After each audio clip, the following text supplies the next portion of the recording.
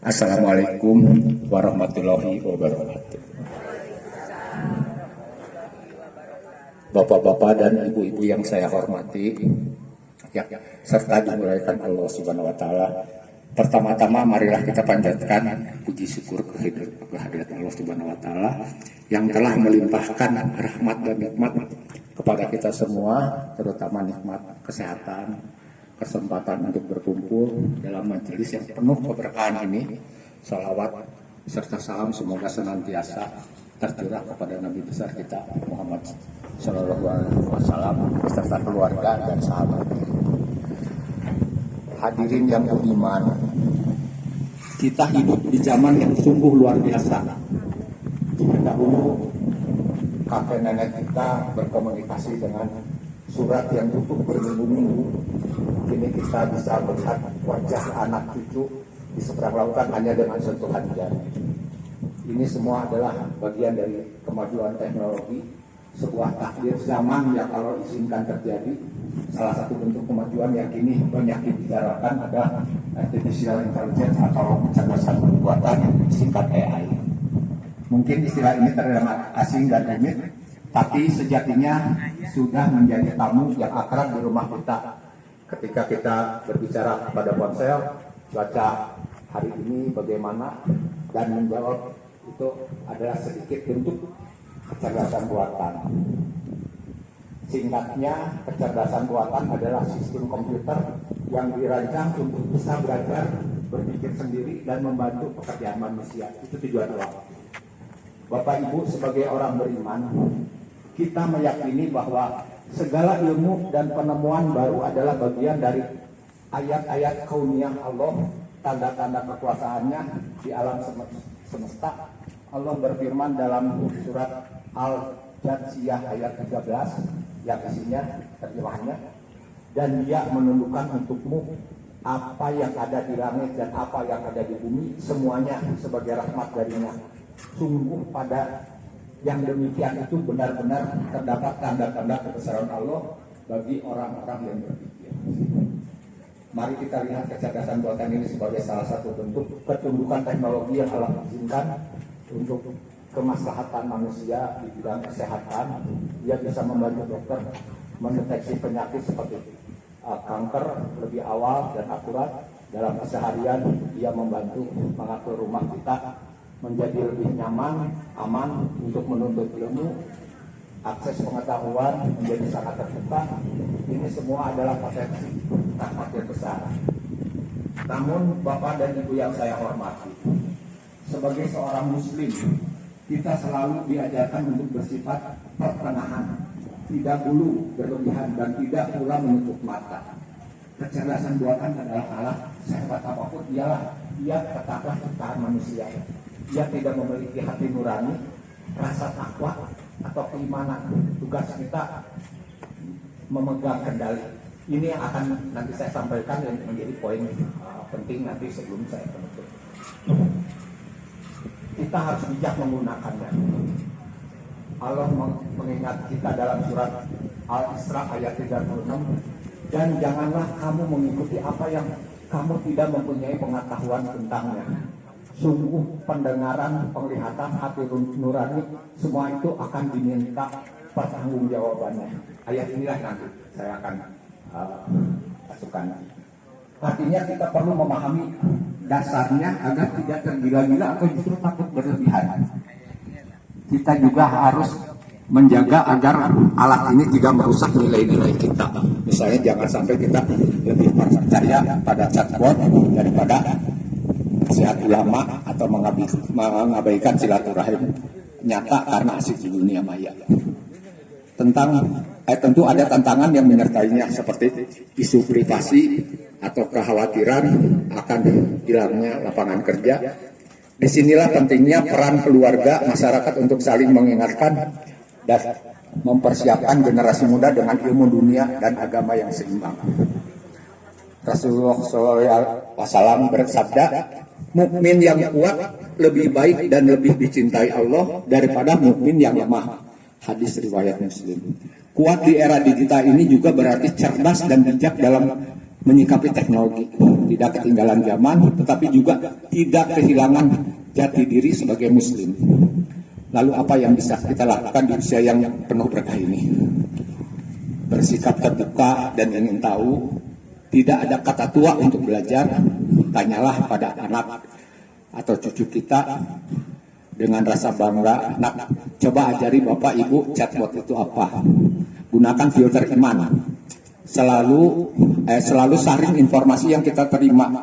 Jika ada yang meragukan, tabayun, cek kebenarannya. Gunakan teknologi ini untuk hal yang bermanfaat. Arahkan anak cucu untuk memanfaatkannya dalam kebaikan.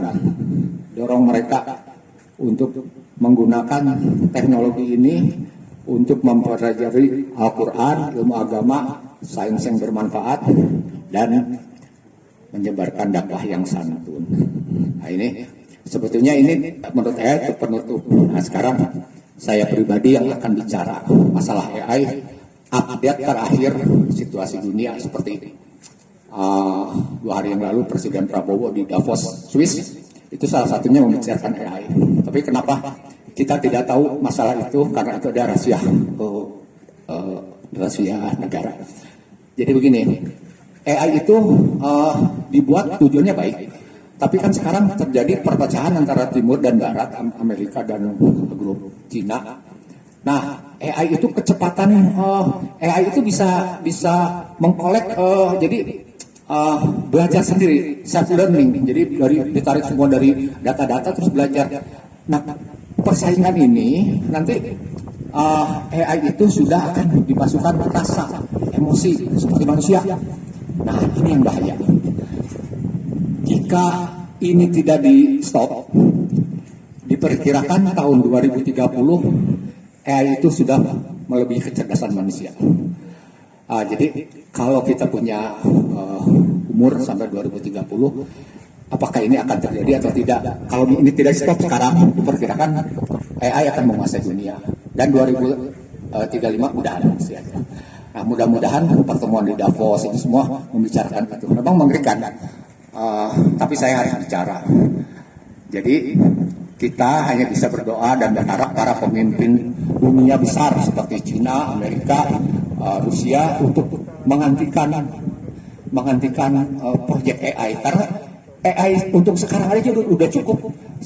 Saya tadinya satu orang yang tidak mudah percaya, tapi kalau udah bicaranya orang paling kaya di dunia seperti Warren Buffett, Mark Zuckerberg atau Elon Musk atau semua orang-orang terpercaya sudah bilang kita tidak bisa apa-apa. Sampai mereka bilang si penanyanya, apa yang bisa kita lakukan? Yang kita bisa lakukan adalah jika kita punya keluarga, anggaplah besok kiamat. Jadi berbaik-baiklah. Jadi mulai saat ini saya apapun yang ini saya mau baik lah, itu sekarang ibadah ya pasti, tapi dengan teman-teman, dengan semua udah, gitu.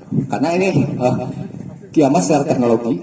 Nah, mudah-mudahan ini tidak terjadi. Kita minta ke Allah supaya disadarkan pemimpin dunia. Dan ini nyata, jadi bukan bohong. Kalau maaf ya, kalau misalnya ini pertanda begitu, saya nggak percaya. Tapi kalau ini sudah nyata, itu ya begitulah. Mudah-mudahan tidak menakut-nakuti ya Ibu Bapak. Jadi jangan kaget misalnya tiba-tiba tahun 2000 kunaon jinten kieu. Ya, coba kemarin internet tapi itu AI mungkin ya, down.